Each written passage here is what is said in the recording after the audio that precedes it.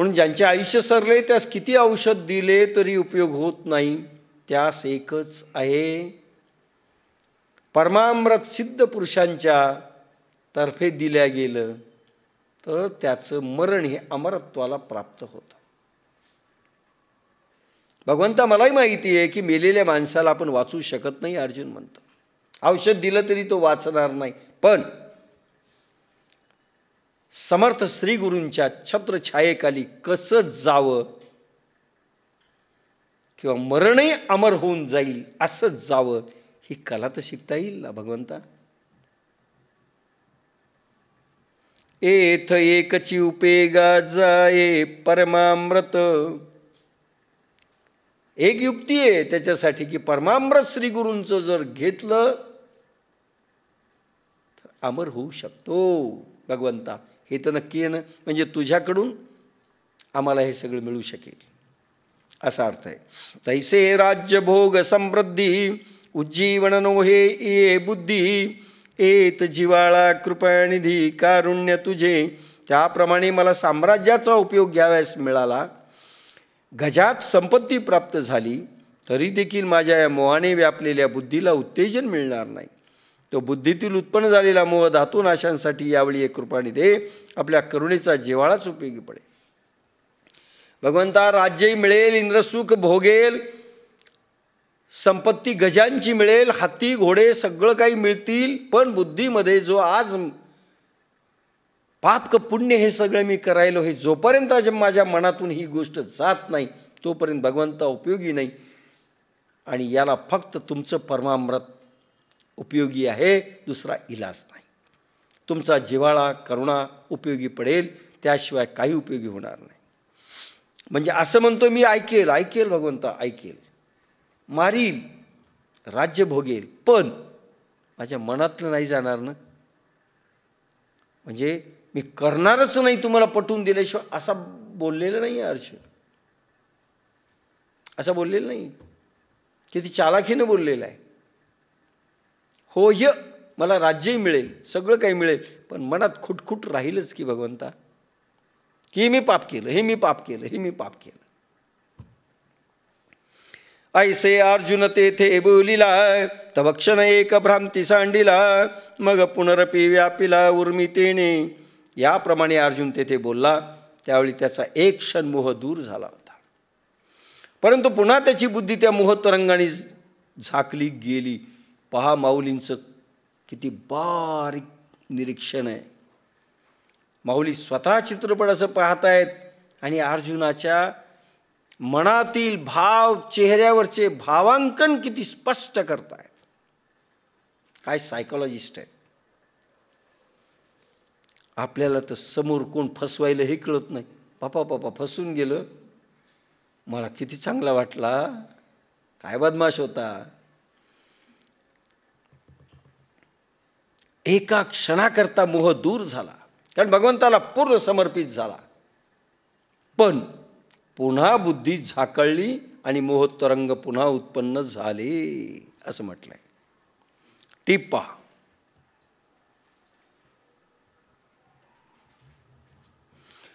मोह शोक भय राग द्वेषादी विकारांनी वात दोष वाढतो.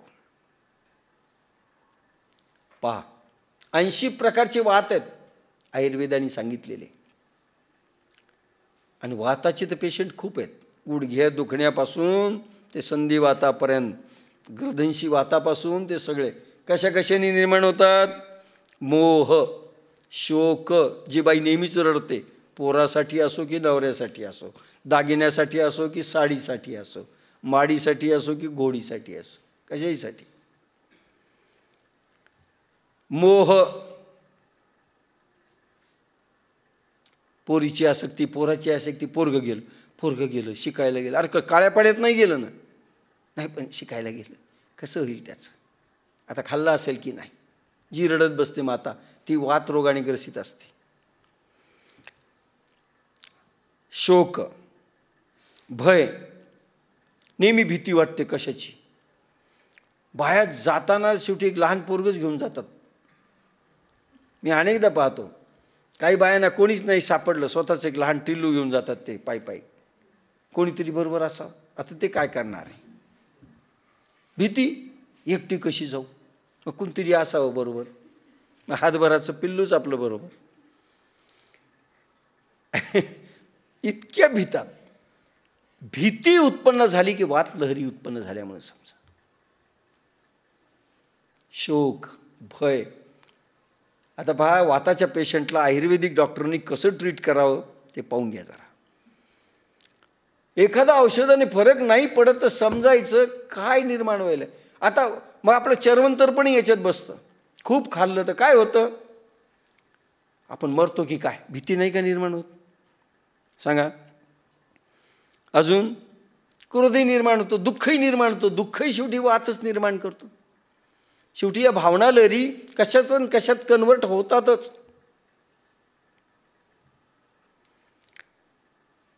पण काय म्हटलंय?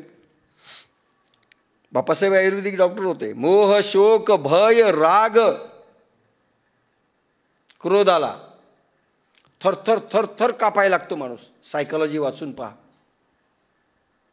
सायकॉलॉजीमध्ये राग आल्यानंतर काय काय होतं याचे वर्णन फार सुंदर आहे. आपल्याला राग आला म्हणजे पहा, माणसं अशा अशा लट लट लट लट कापायला लागतात. आणि मग कोणी धरतं, सोड सोड सोड म्हणतो. सोड काय ते हात हालत राहतो. तो हात हालतो, सगळं हालतं, थरथर थरथर कापायला लागतो. आणि जास्त रागीट माणसाला जास्त भीती असते बरं का. फार बहादर असतो असं समजू नका. ज्याला जितका राग जास्त तितके भीतीवान असतात. फार भीतात रागीट माणसं. रागीट माणसाला आणि म्हणून बीपी यांचा वाढतो. ह्या लहरीचे बीपी वाढणं, वात रोग वाढणं, वाताचे प्रकार. डोक्यात राग गेला म्हणतात. त्याचं डोकं भन भन भन भन भन करायला लागतं. म्हणजे डोक्यात राग गेला म्हणजे वात दुष्ट होतो. म्हणून आपल्या लोकांना तर असं होऊच नाही. आणि आपल्याला पाहून दुसऱ्याला होऊ नये. नाही तर आपल्याला पाहिलं की राग यायलाय कोणाला, आपल्याला पाहिलं की क्रोध यायलाय, आपल्याला पाहिलं की मोह यायलाय. नको. द्वेषादी विकारांनी वात दोष वाढतो. दोषाच्या विकारांनी वात द्वेष केला तरी वात विकार वाढतो. त्यामुळे रक्तात खवळ वाढून संबंधी दोष सर्व रक्त संस्थेत पसरतात. उकळलं जातं रक्त,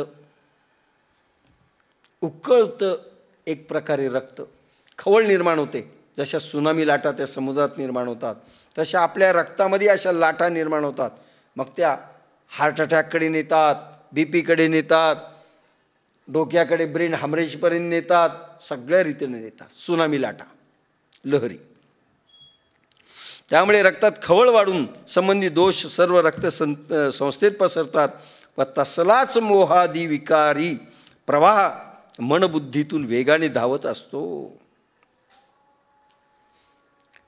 आणि मोह जरी झालं तरी या लाटा वाहतात, खवळ उत्पन्न होते.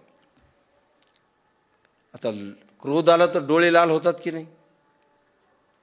रडले तरी डोळे लाल होतात. पहा, हे सगळे फिजिओलॉजिकल परिणाम आहेत. विकारी प्रवाह मनबुद्धीतून वेगाने धावत, त्यामुळे मन देखील विकारी होऊन जातं. आणि प्रवास तसे असतात. ते मोहाच्या लहरी, द्वेषाच्या लहरी ह्या सगळ्या वेगाने वाहत असतात. त्यामुळे भ्रमिष्टपणा स्पष्ट दिसू लागतो. म्हणून खून ज्यावेळेस होतं ना, ॲट ए सडन होतं. सडन प्रोव्होकेशन कायद्यामध्ये म्हटलंय. एकदम राग आला, स्टॅब, मारून टाकलं. त्यामुळे भ्रमिष्टपणा स्पष्ट दिसू लागतो. शारीरिक व मानसिक असे दोन प्रकार विकाराचे आहेत.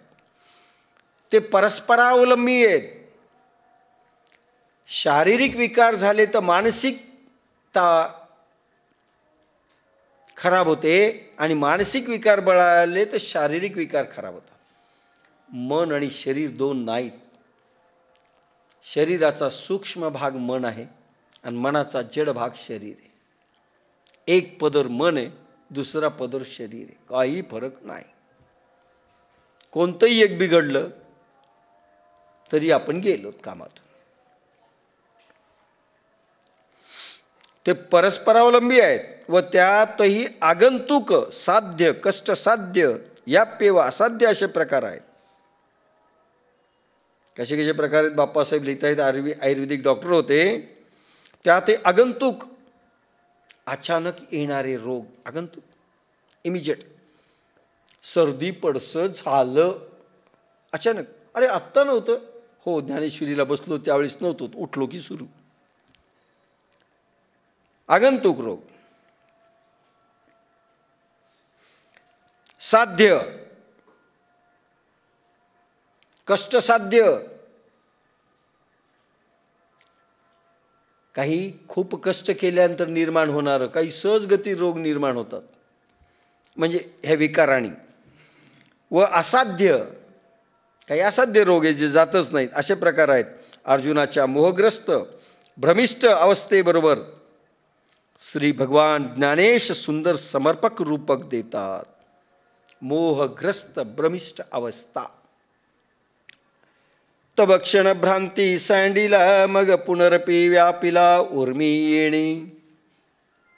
एका क्षणाकरता भ्रांती गेली, पण पुन्हा या लहरीस निर्माण झाल्या मोहाच्या की अर्जुनाची शारीरिक परिस्थिती पुन्हा संपली. की मज पाहता उर्मिलो हे अनारिसे गमत आहे, तो ग्रासीला महामोहे काळ सर्पे. यालाही मोहाची लहर नसून हे काही निराळेच प्रकरण आहे असे मला वाटते. ते याला महामोह रूपी काळ सर्पाने गिळले आहे. म्हणजे भगवंताला शरण गेला असं वाटतं की आता सगळं ऐकेल की पुन्हा लहरी सुरू झाल्या. आपले असंच होतंय. कोणापुढे नेऊन बसवा, राग करू नको, बरं उद्यापासून करीत नाही, परवा येऊनच बसतो तो राग, पुन्हा आक्रोध करतो. आपल्याकडे अनेक काही साधक असे आहेत ज्यांना सांगितलं की पटतं, उठून गेली की सुटतं, काही उपयोग नाही. आणि मग आठवण दे, त्यावेळेस सांगितलं होतं, हो आठवलं आठवलं आठवलं, तुम्हीच सांगितलं होतं, आठवलं. काही उपयोग होत नाही. कारण महाकाळ सर्प यांना गिळायला आलेला आहे. ह्या लहरी पुन्हा पुन्हा पुन्हा पुन्हा निर्माण होतात. म्हणून अखंड आपण सबस्टिट्यूट दिलंय. एक एक क्षणाला भगवंत आठवावा. मग परवानगीच्या रूपात असो, जे जे भेटे भूतच्या रूपात असो, प्रतिमा प्रयोगांच्या रूपात असो, नाम जपांच्या रूपात असो, नेहमी भगवंत सबस्टिट्यूट त्या मनाला. आणि नेहमी विकारांचं सबस्टिट्यूट जर आपण देत गेलो, सकाळी मोह झाला, दुपारी राग आला, तिसरा प्रहरी द्वेष वाढला, चौथ्या प्रहरी ईर्ष्या वाढली. काय शेवटी तुमचं सगळंच वाढलं ना. मग सकाळी थोडं दुखत होतं तर ह्या बाईचं संध्याकाळी जास्त दुखतं. कारण 4 विकारातून गेले. हे आपल्याकडे लक्ष द्या. कोणत्या वेळेस आपल्याला कुठला विकार आहे. द्वेष निर्माण झाला कोणाविषयी, बाई असेल सासूविषयी झाला, सासू असेल सुनेविषयी झाला, नवराविषयी झाला, कोणाविषयी झाला. वरून होऊ द्या, आतून नाही. आपलं वरून दिसत नाही, आतून दिसतं. आतून असतं, वरून दिसत नाही एखाद्या वेळेस. काहींचं वरूनही दिसतं, आतूनही असतं. काहींचं फक्त वरून दिसतं, आतून काहीच नसतं. नाटक. आपल्याला नाटक अपेक्षित आहे. आतून प्रेम असावं.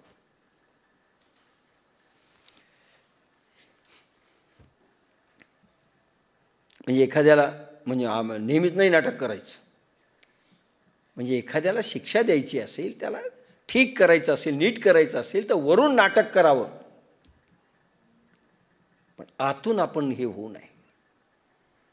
माझा लेख येईल त्याच्यात एक उदाहरण दिलंय दिवाळी अंकात.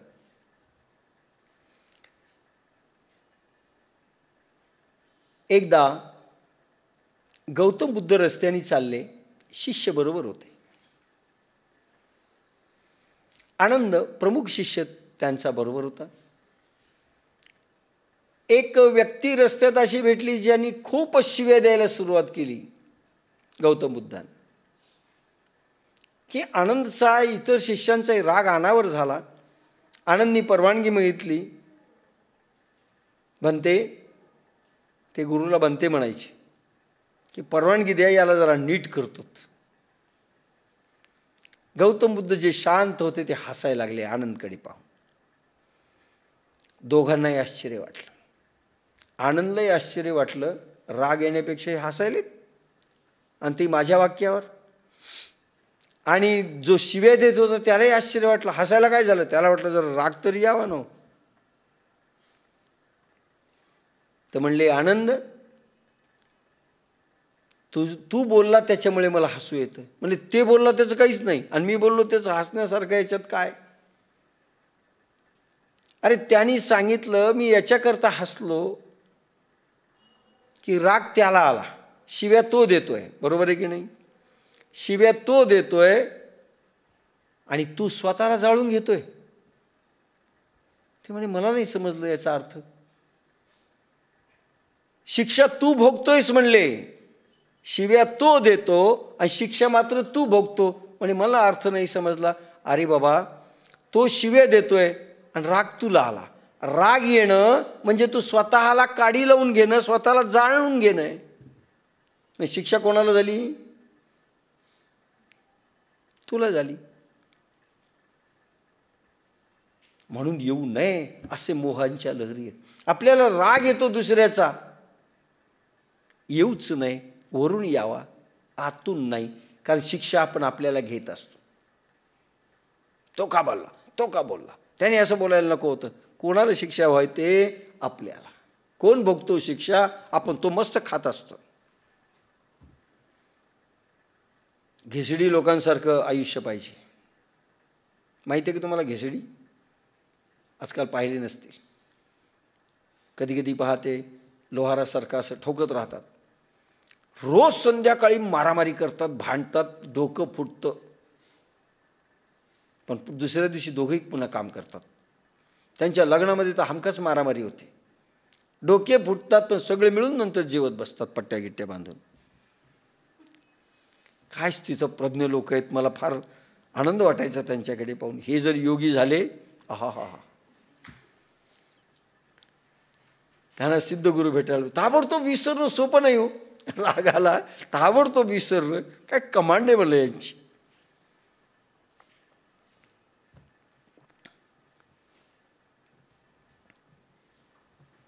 तर काळ सर्पाने अर्जुनाला घेरला आहे.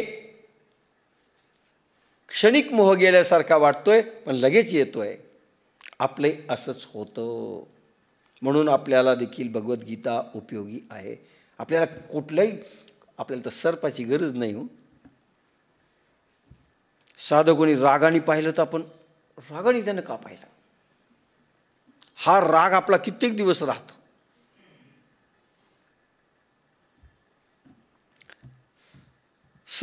सवर्म हृदय कल्लारी, तेथ कारुण्य वेळेची आभरी, लागला मनोनी लहरी भांजेची ना.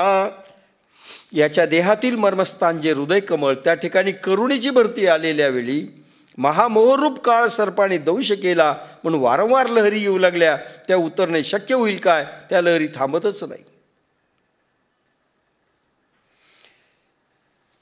काही बाप आणि आई मुलींचं लवकर करत नाही, कारण मुलगी सासरी गेली तर आपल्याला प्रेम मिळणार नाही, राहू द्या. शेवटी ती एजबार करतात.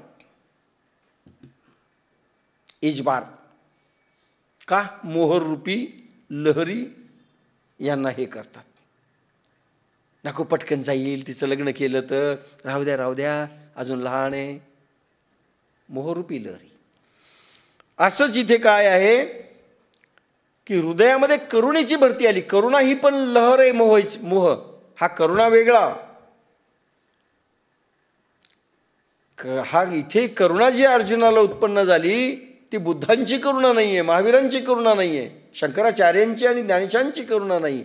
इथली करुणा मोहग्रसित करुणा आहे, मोहयुक्त करुणा आहे, कामयुक्त प्रेम आहे. आसक्तीयुक्त प्रेम आहे, त्याच्यामधली करुणा आहे. आणि म्हणून काळ सर्पाने दंश केला अशा एकापेक्षा एक लहरी यायल्या त्याला करुणा. अरे अरे अरे अरे, यांना मी मारू काय, चांगलं नाही चांगलं नाही असं. तसं एखादं पोरगं रडतं, शाळेत जाऊ नको, राहू द्या राहू द्या राहू द्या, आज घरीच राहू द्या. किती रडतं हे. ह्या मोहर लहरी उपयोगाच्या नाहीत. हे जाणोनी ऐसी प्रोढी, जो दृष्टी सेवेची विष फेडी, तो यावया श्रीहरी गारुडी पाहतला की. ही अशी मोह विचाराची प्रखरता. प्रौढी आधीच जाणून तो आपली कृपादृष्टी टाकता क्षणीच महामोह रूप काळ सर्पाची वीज झाडू शकतो. असा तो भगवान श्रीकृष्ण रूपी गारुडी हाकेस रस्ता रक्षणासाठी आलेला होताच की हो. सर्पाला डुलायला लागला सर्प, तर गारुडी काय करतो, त्याचं विष थोडंसं कमी करून त्याला डुलायला लावतो, त्याचं विष कमी करतो. अशा प्रकारे या मोहलहरी अर्जुनाला उत्पन्न झाल्या, विकार उत्पन्न झाले, शरीर मन थरथर कापायला लागलं, भ्रमिष्ट बुद्धी झाली. हा गारुडी स्वतः भगवान तिथे आला की हो, असं भगवान ज्ञानेश्वर सांगतायत आपल्याला. तैसिया पंडू कुमाराच व्याकुळा, मिरवतसे श्रीकृष्ण जवळा, तो कृपावश्यावलीळा रक्षिला आता. आणि इकडे संजय देखील म्हणतोय, त्यावेळी मोहविषाने व्याकुळ झालेल्या अर्जुनाजवळ श्रीकृष्ण शोभत होता. त्याच वेळी तो श्रीहरी आपल्या कृपाकिरणांनी आता सहज रक्षण करील. अवलीळा, सहज लीलयेने भगवान त्या मोहापासून त्याला सोडवतील. एकच मोह उत्पन्न झाला, आपल्याला सगळे विकार आहेत. एक विकार उत्पन्न मोह झाला तर भगवंताला अवतार घ्यावा लागला. आपल्यासाठी 5-5, 7-7 भगवंत पाहिजेत, कारण क्रोधही आहे. जसं एक पोरगी होती, म्हणले कशी काय पोरगी, नाही दिसायलाच हे, म्हणले काय हरकत नाही. बरं कशी काय, काही नाही म्हणले, थोडी रागीट आहे. असं का, बरं अजून, नाही थोडी धिटही आहे, ऐकतही नाही, थोडी आहे, बरं अजून, नाही नाही तामसी फार आहे, क्रोधाला ना आवरतच नाही, नाही बाकी चांगली आहे, बरं अजून, केव्हाही उठून माहेरी निघून जाते. एखाद्या वेळेस बरं का असं झालं तर अरे चालेल, आपल्या सगळं असंच आहे. मोह आहे, क्रोध आहे, लोभ आहे, मद आहे, मत्सर आहे, ईर्ष्या आहे, द्वेष आहे, काय नाही. किती अवतार पाहिजेत आपल्यासाठी. ऐसिय तैसिया पंडुकुमरा व्याकुळा, मिरवतसे श्रीकृष्ण जवळा, तो कृपावशे अवलीला रक्षील. आता भगवान त्याचं रक्षण करेल. मनोणी तो पार्थू मोहफणी ग्रस्तू, म्या मणितला हे तू जाणोनिया. तो पार्थ मोहरूपाने गिळलेला आहे, ही त्याची दशा मनात आणून मी हे रूपक केले आहे. ज्ञानेश्वरांनी काय रूपक केलं ते सांगितलं. मग देखा ते तफाल, म्हणजे गारुडी सर्प हे सगळे रूपक आलेले आहेत. मग देखा ते तफाल्गुणू, घेतला असे भ्रांती कवळून, तैसा गणपडळी भानू आच्छादिजे. यानंतर अर्जुनाची अवस्था कशी झाली ती पहा. ज्याप्रमाणे मेघपटलांनी सूर्य झाकला जावा, त्याप्रमाणे अर्जुनाचा बुद्धिरूपी सूर्य यावेळी भ्रांतीने वेढला. त्याला काहीच सुचत. क्रोध आलेल्या माणसालाही समोर दिसत नाही कोणी. तसं मोह वाढलाय, याच्या बुद्धीवर ते ढग पसरले आणि तो सूर्य बुद्धिरूपी झाकळला गेला. विवेक संपला. तया परी तो धनुर्धर, झाला असे दुःखे जर्जर, तैसा ग्रीष्मकाळी गिरीवीर वणवला का. जसा उन्हाळ्यात पर्वताला वणवा लागतो, मग त्या अर्जुनाच्या शुभमती रूप पर्वताला मोहरूप वणवा लागला व त्या क्लेशाने तो कासावीस झाला. उन्हात वणवा लागावा, डोंगर पेटावा, तसंच अर्जुनाच्या बुद्धिरूपी पर्वताला मोहरूपी आग लागली. आणि तो कासावीस झाला. म्हणून सहजे सुनीळ कृपामृते सजळ तो ओळला श्री गोपाळ महामेघ. म्हणून वणवा लागलेल्या पर्वतावर पाण्याने उथंबलेले नीलवर्ण मेघ कोसळून जसे त्याला शांतवितात तसा तो स्वभावता नीलवर्ण आणि कृपारूप जलाने डबडबविला तो महामेघरूप कृष्ण अर्जुनाकडे वळला. भगवान त्याचं निराकरण करायला, त्या प्रशांत जीवाला शांत करण्याकरिता मेघ म्हणून काय वर्षाव कृपा किरणांचा करते झाले हे आता समजेल. अर्जुनाकडे वळले भगवान. ते तर सुदर्शनाची द्युती तेची विद्युलता झळकती गंभीर वाचा ते आयती गर्जनाची. त्या श्रीकृष्णरूप मेघांच्या ठिकाणी शुभ्रदातावरचे तेज ही जणू वीज चमकत होती. भगवंताचे दात कसे आहेत याचं वर्णन ज्ञानेश्वर करतायत. शुभ्र दात चमकत होती वीज आणि गंभीर भाषण ही आयती गर्जनाच ठरते. धीर गंभीर होऊन उचल्यासारखं नाही आपण बोलतो तसं, ये तुला मी सांगतो. गंभीर धीर कधी झालं पाहिजे, गांभीर्य कसं आलं पाहिजे. भगवान धीर आणि गंभीर झालेले आहेत. म्हणजे किती शांत मनस्थिती आहे, उचल्यासारखी नाही. वच वच वच बोलायचं, वच वच खायचं. आपण म्हणतो शब्द फार सुंदर आहे, पा वच वच कुठून आणला कोणाला माहीत. आता तो उदार कैसा वर्षेल तेने अर्जुना चळ निवेल मग नवी विरुडी फुटेल उन्मेषाची. आता तो श्रीकृष्ण चंद्ररूप उदार मेघ कसा कृपेचा वर्षाव करील व त्यामुळे अर्जुनांचा बुद्धिरूप पेटलेला पर्वत कसा शांत होईल आणि त्या भाजलेल्या बुद्धीत आत्मज्ञानाच्या विवेकाचा नवा अंकुर कसा फुटेल. श्रीकृष्ण मेघ आहेत, कृपेचा वर्षाव करतील. अर्जुनाच्या बुद्धिरूपी पर्वत पेटलेला कसा शांत होईल आणि त्या भाजलेल्या बुद्धीत आत्मज्ञानाच्या विवेकाचा कसा उदय होईल ते दिसेल. म्हणून सिद्धगुरू पाहिजे. आत्मज्ञानाचा विवेक जन्मल्याशिवाय बुद्धी शांत होत नाही, शंका जात नाही, समाधान होत नाही, मन शांत होत नाही. हे लक्षात घ्या. अनेक जण जर आमचं मन शांत नाही, आमचं मन शांत नाही, तेवढं काहीतरी सांगा.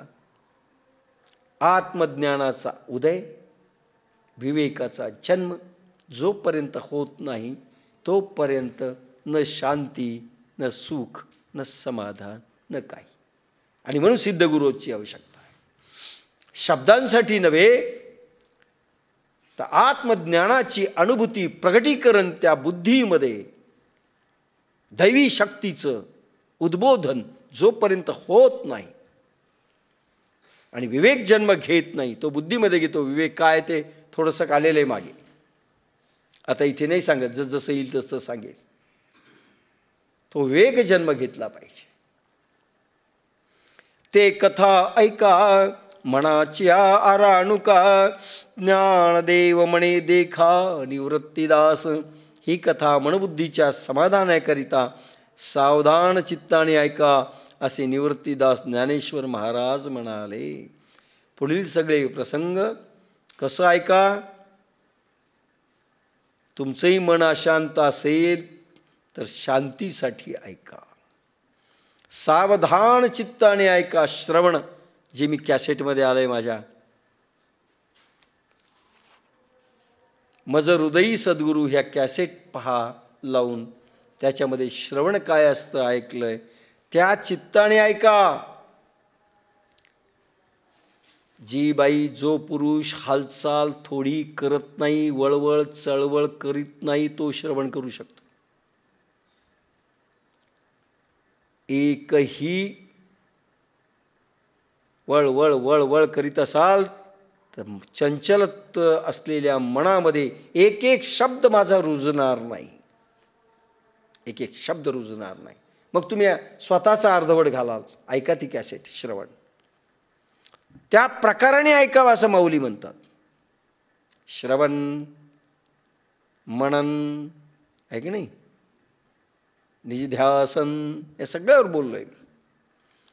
श्रवणावर सगळ्यात जास्त बोललोय. साधकाने असं श्रवण ऐकावं. एक साधक पुरे. शुकाचार्य सांगत असताना समोर कोण बसलेले? परीक्षित. एकच. भारावर चिंध्या असून उपयोग नाही. एक नाही, एक शब्द अपस्वर झाला पाहिजे. नाही तर मी काय बोललो याचं इंटरप्रिटेशन तुम्ही तुमच्या शब्दात कराल, कारण अर्धवट वाक्य तुटलेली आहेत. मी आता 2 तास आज बोललो असेल तर 2 तासातला एकही शब्द सुटता कामा नये. जशाच्या तसं तुम्ही रिप्रोड्यूस करू शकलात, तुम्ही श्रवण भक्ती केली. नाही करू शकलात, तुम्ही गेले. एक शब्द काय सांगितला होता केव्हा? तीच माणसं एक पाठी होतात. जे श्रवण भक्ती पूर्ण करतात ते एक पाठी होतात. एकदा ऐकलं की, पाठ केलं की, आणि तेच पोरं ग्रास्पिंग जास्त करतात. 100% श्रवण, एकही शब्द इकडे तिकडे सरकत नाही. मी उदाहरणं खूप दिलेली आहेत, त्यामुळे आता इथे देत नाही. संजय वाच म्हणजे ज्ञानेश्वरीचा श्रोता कसा असावा, गुरुला शिष्य कसा भेटावा, हे सगळं याच्यात आलं. आणि मनबुद्धी शांत करण्याकरिता ज्ञानेश्वरी आहे, पण तुमची श्रवण त्या पद्धतीनं पाहिजे. एकही वाक्य सुटता कामा नये. मी काय बोललो याचं इंटरप्रिटेशन होता कामा नये. तसंच्या तसं उचललं पाहिजे. 9 आणि 10 श्लोक अध्याय 2. संजयवाच एव मुक्ता ऋषिकेशं गुडाकेशः परन्तप न योच्छैति गोविन्दं मुक्त्वा तृष्णी बभूवः. तमुवाच ऋषिकेशः प्रहसन्निव भारत सैनयोरुर्भयोर्मध्ये विषीदन्तमिदं वचः. हे राजा पार्थ, कृष्णाला असे बोलून आणि पुन्हा मी युद्ध करणार नाही असे त्या गोविंदाला सांगून गप्प बसला. हे धृतराष्ट्रा, इंद्रियांचा प्रवर्तक हरी दोन्ही सैन्यात मध्यात खेद करणाऱ्या त्या अर्जुनाला जणू हसतच हे वचन बोलला.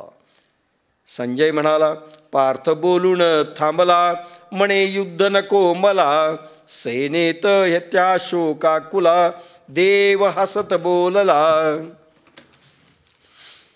ऐसे संजय असे सांगत म्हणे राया तो पार्थ, पुनरपी शोकाकुळित काय बोले. याप्रमाणे संजय धृतराष्ट्राला सांगतायत. तो म्हणाला, राजा तो पार्थ पुन्हा शोकाकुल होऊन काय बोलू लागला. शांत झालेला पुन्हा रडायला लागला. मी मारणार नाही. अशा लहरी उत्पन्न झाल्या काल सर्पाच्या. आपण नाही का समजून सांगितलं माहेराला जाऊ नको. बरं लगेच 1 घंट्यानं नाही मला माहेराला जायचं. असंच व्हायला अर्जुनाचं. पुन्हा लहरी यायला लागल्या.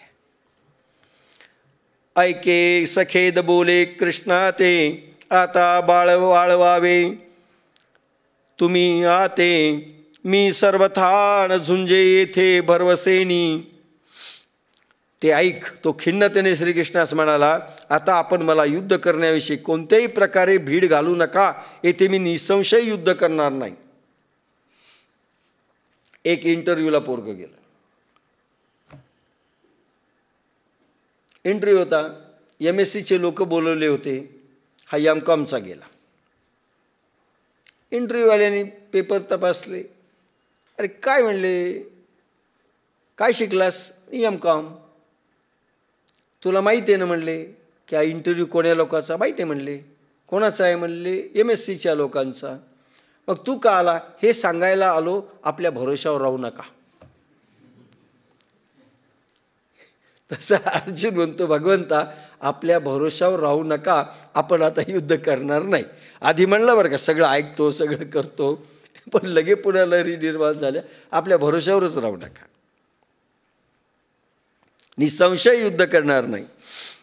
ऐसे एकी हेळा बोलिला, मग मौन धरून ठेला, ते तर श्रीकृष्ण विस्मयो पावला, देखोणी तया ते. याप्रमाणे एकदम बोलून मग गप्प बसला.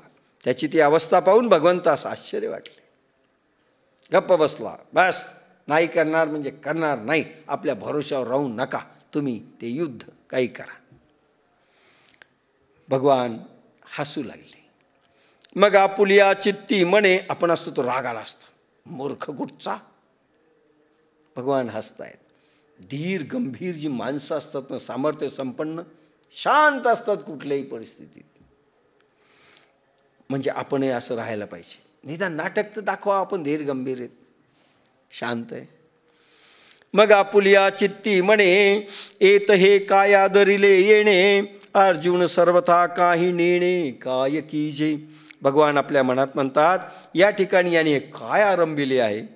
अरे दोन्ही सैन्यात युद्ध आलेलं आहे, आता रणशिंग काय म्हणतात, शंख फुंकलेले आहेत, आणि काय यानं आरंभ केलं नाटक. या ठिकाणी याने हे काय आरंभिले आहे. अर्जुनाला काहीच कळत नाही काय करावे.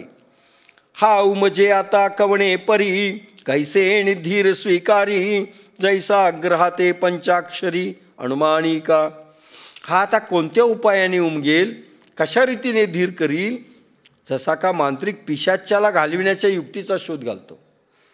पिशाच्य जर लागलं, भूत अंगामध्ये घुसलं, तर मांत्रिक विचार करतो, कुठल्या मंत्राने कुठला प्रयोग केला तर हा जाईल याच्या अंगातून. तसं भगवान विचार करायला लागले, याच्या अंगात जे भूत घुसलंय आता ते कसं काढावं. ना तरी असाध्य देखुनी व्याधी, अमृता समदिव्य औषधी, वैद्य सुची निर्वधी निदानाची.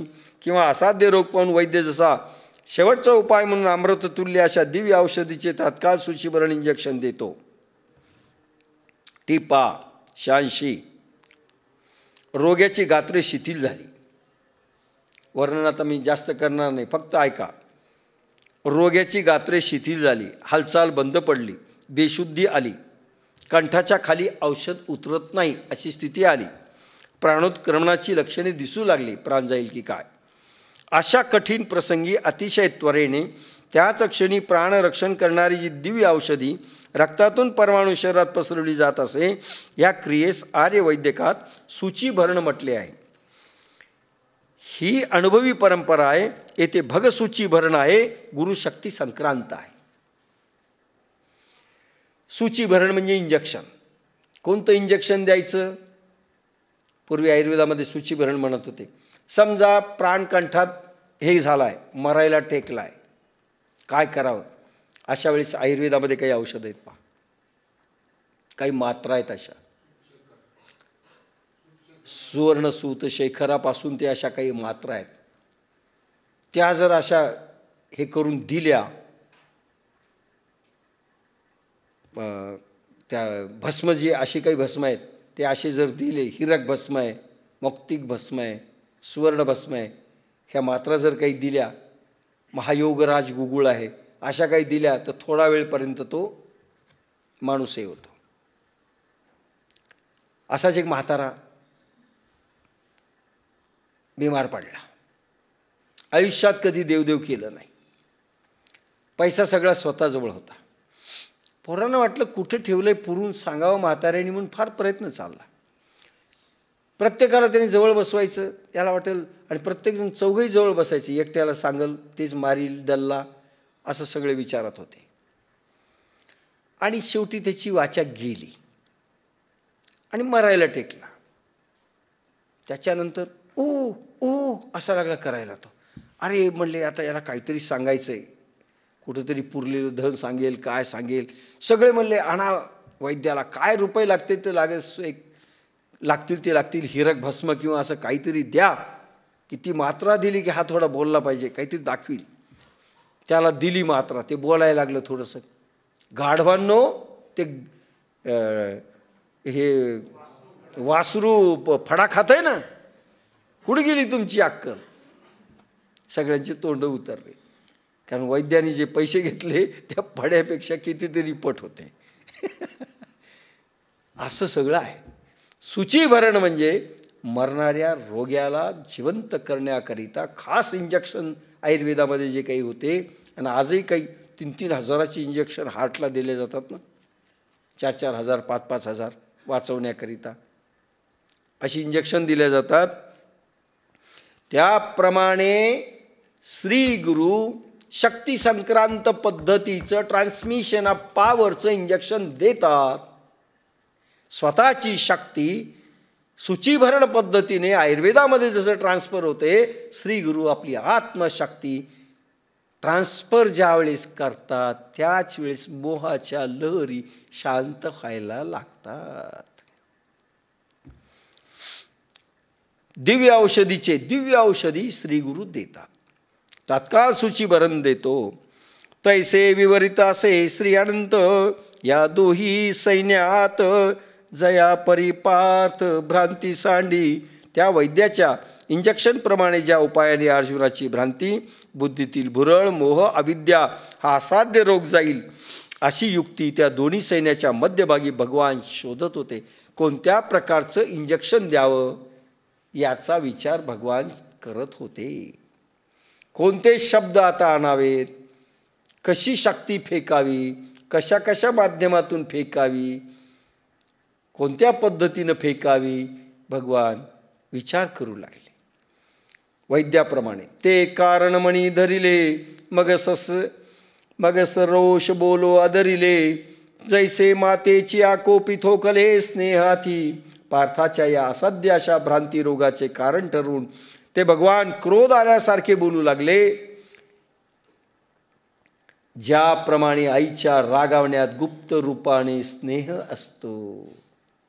भगवंताला थोडा क्रोध आला, धीर गंभीर झाले, थोडा क्रोध आला, आवेश आला की आईच्या रागावण्यात, पोराला रागावण्यात जसं एक प्रेम असतं तसं गुरुच्या सद्गुरूच्या रागावण्यात एक प्रेम असतं.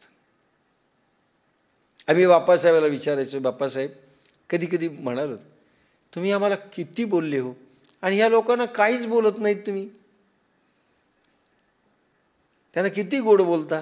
एकदा म्हणाले, तुम्हाला द्यायचं होतं ना म्हणून तुम्हाला असं कसून घेतलं, यांना काही द्यायचंच नव्हतं तर गोड बोलणं ठीक आहे. ज्याला काही द्यायचंच नसतं त्यांच्यासाठी गोड बोलायचं असतं, नाही तर बाकीच्यांना तर मात्र कसून हे करावं लागतं. आईच्या रागावण्यात गुप्त रूपाने स्नेह असतो. टीप पहा. भ्रांती या असाध्य रोगाचे कारण राग, द्वेष, अस्मिता, अभिनिवेश, मोह, अज्ञान हे होय. याची चिकित्सा तेजोगुणी शब्द शक्ती रूप औषधाने करायची आहे. रोगाचे निदान, लक्षणे, प्रत्यक्ष रोग आणि दोषाने दूषित केलेली स्थाने इत्यादींना अनुसरून स्तोत्रसे मोकळी व शुद्ध करणारी कडू इत्यादी रसांची योजना असते. कोणकोणते स्थाने दोष ज्यांच्यामध्ये आलेले आहेत अशी स्थानं कोणती? हृदय झालंय, मन झालंय, बुद्धी झाली, किडनी झाली का, इंटेस्टाईन झालंय का, असं पाहून योग्याला निदान करावं लागतं. काय झालंय, कोणता रस दिला पाहिजे, असं भगवान पाहिलेत. कोणकोणते डॅमेज झाले त्याचे पार्ट आणि कसं करायचं ते. तैसी वरवरी म्हणून काही कडू औषध द्यावं लागतं की औषधाची या कडवटपणी जैसी अमृताची पुरवणी ते आहाच नदिसे परिगुणी प्रगट होय. तशी औषधाच्या कडवटपणात जशी अमृताची साठवण असते तशी ती वर दिसत नाही, पण ती अमृततुल्य शक्ती गुणावरून प्रगट होते. लहान मुलाला फार राग येतो बरं का कडू औषध पाजताना.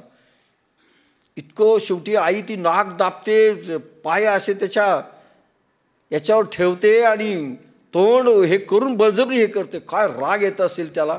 माता न तू वैरिणी असं म्हणत असेल, ते शिवी देत असतं ते. पण कडू औषधामध्ये गोड करण्याची शक्ती आहे, त्याला अमृततुल्य करून अमरपणा देण्याची शक्ती आहे त्या औषधात. मुलाला समजत नसतं, म्हणून असंच भगवंताच्या शब्दातून ते भरलेलं आहे. तैसी वरवरी पाहता उदासे आत तरी अति सुरसे तिये वाक्य ऋषिकेशे बोलो अदरली. तशी वरपांगी पाहता देववाणी उदासीन करणारी असून. भगवान बोलतायत ते एंटरटेनमेंट नव्हतं, उदास वाणी होती, पण आतून परमरस भगरस भरलेला होता. भगरसाचं इंजेक्शन, यशस्वी ज्ञान वैराग्य ऐश्वर्य आणि धर्म 6 शक्तींचं सूचिका भरण इंजेक्शन दिलं जात होतं अर्जुनाला. गुरु देत असतो, बोलत असतो, त्या माध्यमातनं भगरस पाझरत असतो. ॲक्सेप्ट नाही केलं तर संपलं. ज्यांनी ॲक्सेप्ट केलं त्यांचं कल्याण झालं. अशी ती वाक्य इंद्रियांना चेतना देणाऱ्या भगवंतानी बोलावयास सुरुवात केली. टीप पहा 2. कोणत्याही भाषेतील शब्द तेज तत्वात्मक असतात. भगवंत बोलणार, आता कोण बोलणार हे लक्षात घ्या. भगवंत वाक्य कशी येणार? तेज तत्वात्मक. प्रत्येक शब्दात एक तेज असतं पहा, त्याचा एक इफेक्ट असतो. जसं रिम शब्द आहे, हुम शब्द आहे. हुमचा उच्चार, रिमचा उच्चार किडनीवरती इफेक्ट करतो. काही शब्द इंटेस्टाईनवर इफेक्ट करतात. राम कृष्ण हरी. राम एका पार्टवर हे करेल, कृष्ण एका पार्टवर करेल शरीराच्या, हरी एका पार्टवर करेल. अशी रचना आहे शब्दांची, कारण त्याच्यामध्ये तेज असतं, एक सामर्थ्य असतं. ओम रिम रिम. कोणी कंठावर करेल, कोणी इंटेस्टाईनवर करेल, कोणी किडनीवर करेल कुठला शब्द. असं कोणत्याही भाषेतील शब्द तेज तत्वात्मक असतात. कोणत्याही भाषेतील तेज तत्वात्मक आहे. जसे तेज तसा प्रभाव. तुमच्या वाणीमध्ये पुन्हा एक वेगळं तेज असतं. शब्दांमध्ये स्वतःच असतं आणि तुमची वाणी ज्या सामर्थ्याने, आता तुम्ही ज्ञानयोगी असाल तशी वाणी त्या शब्दामध्ये तेज प्रगटेल. कर्मयोगी असाल तसं तेज प्रगटेल. फालतू असाल तसं तेज प्रगटेल. तुम्ही आहात कसे, तुमचं तप किती, त्याच्यावरती तुमच्या वाणीचं, त्या शब्दांचं तेज अवलंबून आहे. जसे तेज तसा प्रभाव. जसं सामर्थ्य आहे तुमच्या तपाचं तेवढा अनुभव. प्रभावी शब्द असतो. इंद्रिय प्रवर्तक महायोगेश्वर महेश्वर श्रीहरीच्या दिव्यवाणीचा प्रभाव पार्थाच्या प्राणमनबुद्धी अहंकारावर कसा होत गेला. भगवान दिव्यवाणी शब्दांची काढतायत, दिव्य शब्द बोलतायत, पण त्याचा प्रहार अर्जुनाच्या प्राण मन बुद्धी आणि अहंकार चारीवर होत राहतो. आणि लक्षात घ्या, प्रवचनही करता वेळेस प्राण मन बुद्धी आणि अहंकारावरच प्रभाव व्हावा. त्या लोकांचं भाषण फार चांगलं झालं म्हणतात. त्यांच्या वाणीत तेज पाहिजे, शब्दात तेज पाहिजे, शब्दांचं चयन प्रभावशाली पाहिजे आणि प्राण मन बुद्धीवर समोरच्याच्या आघात झाला पाहिजे.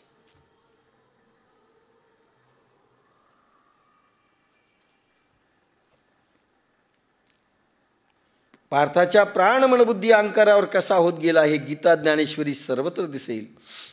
ज्याचे रक्त निष्पाप आहे. बाबासाहेब लिहितात, निष्पाप रक्त. अशा भक्तांना असे अनुभव येऊ शकतात. शब्द टाकले, निष्पाप असले पाहिजे. पोरं जशी असतात ना निष्पाप, शिष्य निष्पाप पाहिजे. शंका नकोच, कुशंका नको. म्हणून बापासाहेब नेहमी म्हणायचे, आणि सगळ्या धर्मामध्ये म्हटलेलं आहे, बालकासारखं झालं पाहिजे. तुम्ही बालकासारखं राहिलं पाहिजे. ज्यावेळी सद्गुरू भेटतात ना, बालक अवस्था कशी असते, म्हणजे तुम्ही चॉकलेट नाही चोखायचं, अंगठा नाही चोखत बसायचं.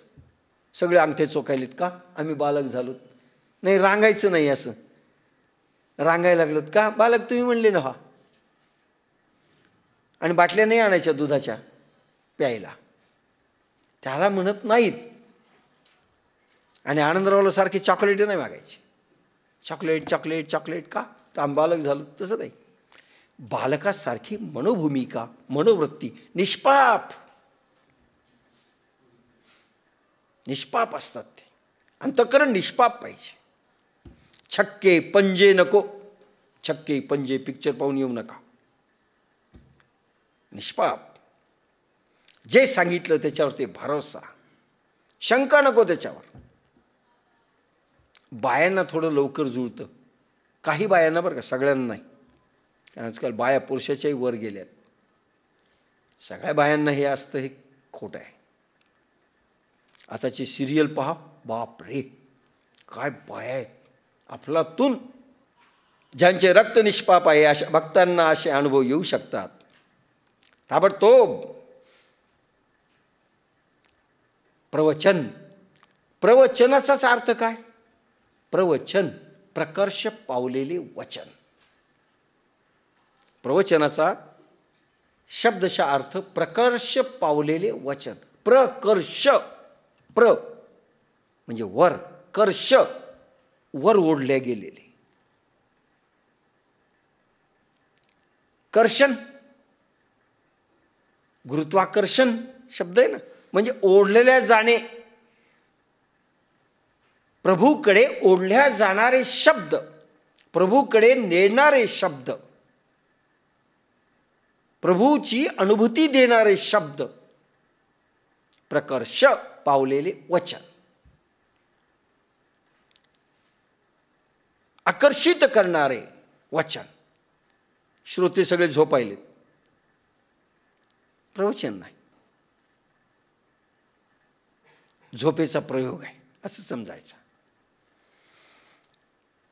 अशा भक्तांना असे अनुभव येऊ लागतात. शक्तिपाताने जसा हठाष्टांग योग प्रगटतो, तसा सिद्ध ज्ञानयोगी महापुरुषांच्या दिव्यवाणीने वैराग्य बुद्धियोग, सिद्ध ज्ञान बुद्धियोग, राजर्षी योद्धा, सिद्धविद्या योग भक्तात प्रगटतात. वाणीतूनच ते असतं. दिलं म्हणलं की झालं. कुठल्याही माध्यमातून दिल्या जातं.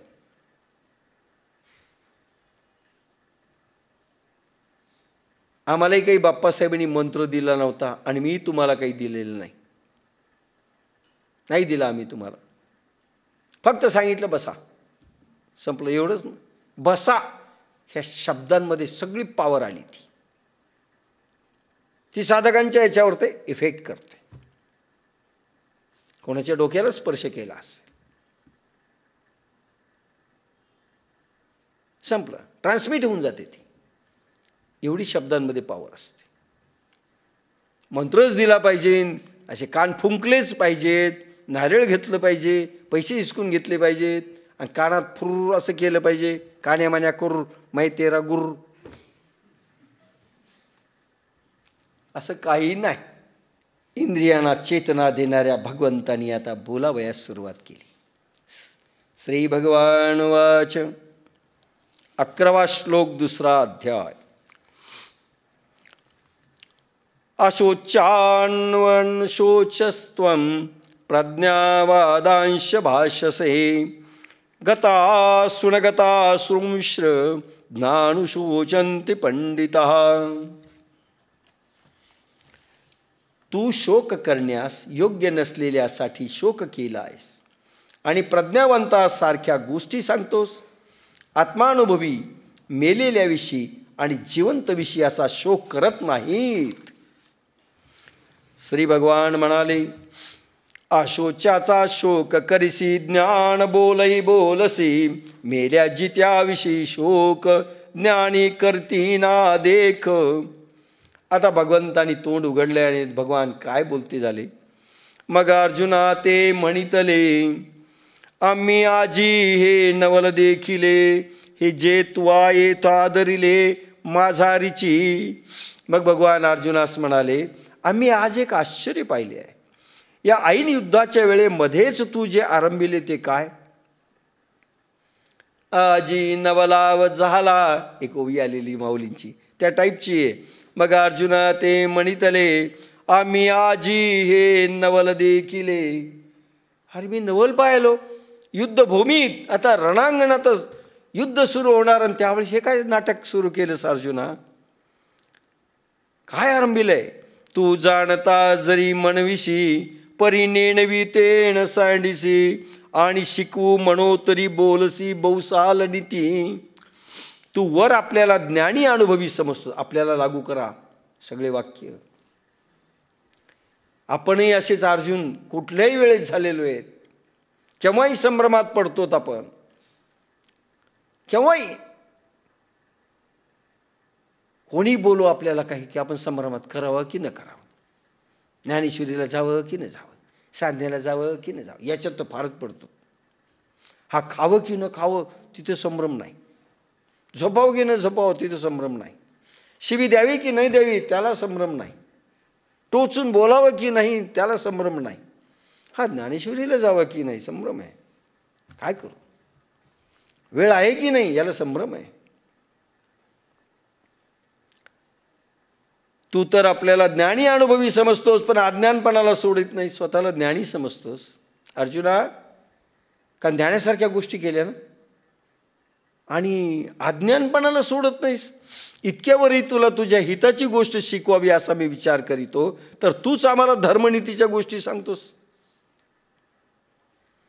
बरं ठीक आहे, तुला कळत नाही, ठीक आहे, आम्हाला कळतं, आम्ही समजून सांगतोय, पण तू पुन्हा मलाच समजून सांगायला धर्म आणि नीती. पहा, भगवंताला ॲक्सेप्ट नाही आहे, खुलून भगवंत समोर येत नाही आहेत जोपर्यंत पूर्ण शरणागती नाही आणि स्वतः माझंच बरोबर आहे, मी सांगतो तो धर्म, मी सांगतो ती युक्ती, आपले असंच आहे, मी म्हणतो ते बरोबर, आज सगळीकडे हेच आहे, बाकी सगळे चूक आहेत. आणि पुन्हा समजून सांगा म्हणतोस. आपणही असंच करतो अनेकांना. हे पहा, मी तुम्हाला सांगतो, मला जे पटतं ते मी सांगतो, आणि आपला इच्छा असते की तुम्हाला पटावं असंच सांगावं. तो सांगत असतो, तुला जर पटतं, मला येऊ वाटत नाही ज्ञानेश्वरीला, असं मला पटतं, काय करू, नाही पटत मला ज्ञानेश्वरीला यायचं. मग पटत नाही तर तो ॲक्सेप्ट कसं करेल. आणि तुम्ही सांगा बरं, मी येऊ का नाही, पुन्हा काय सांगू, तुला पटतच नाही ना, मग मी सांगू काय, पुन्हा तू अज्ञानासारखं मला विचारतोस, मला समजून सांगा, काय समजून सांगू मी. हिताची गोष्ट शिकवावी तर तू मलाच धर्मनीतीचा उपदेश करतोस. जातंद्या लागे पिसे मग ते सैरा धावे तैसे, तुझे शहाणपण तैसे दिसतच हे. आधीच जन्मापासून आंधळा असून बुद्धी बिघडल्यामुळे वेड लागल्यावर तो जसा पाहिजे तिकडे सैरावैरा धावतो, तसे तुझे शहाणपण दिसते. आपलंही असंच आहे. भगवंत आपल्याला बोलतायत हे लक्षात घ्या. अर्जुन निमित्त आहे, हे सगळे शब्द आपल्याला लागू पडतात. जातंद्या लागे पिसे, जन्मापासून आंधळा आहे आणि त्याला भूतबाधा झाली, काय होईल, कुठेही सैरावैरा धावेल तो. त्याला भिंत आहे का आड आहे का वाट आहे का रस्ता आहे का कसं काही समजणार नाही. तसं तुझं झालंय, तुझं शहाणपण तसं आहे. सैरावैरा धावून काही बोलायला लागला असतो धर्म आणि नीती.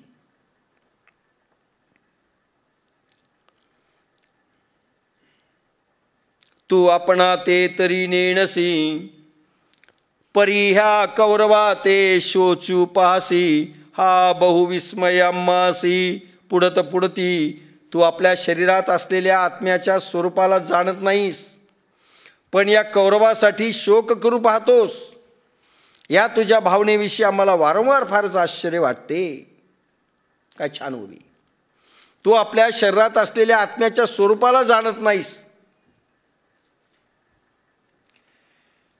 तू कोण याला तू जाणत नाहीस. एकदा भगवान रामचंद्र प्रभू वशिष्ठांच्या घरी गेले. सकाळी दरवाजा ठोठावला. कोण, वशिष्ठांनी आतून आवाज दिला. हे काहीच बोलले नाही. पुन्हा दरवाजा वाजवला. कोण, 3-4दा वाजवल्यानंतर बराच वेळपर्यंत हे बोललेच नाही. नंतर वशिष्ठांनी दरवाजा बिघडला.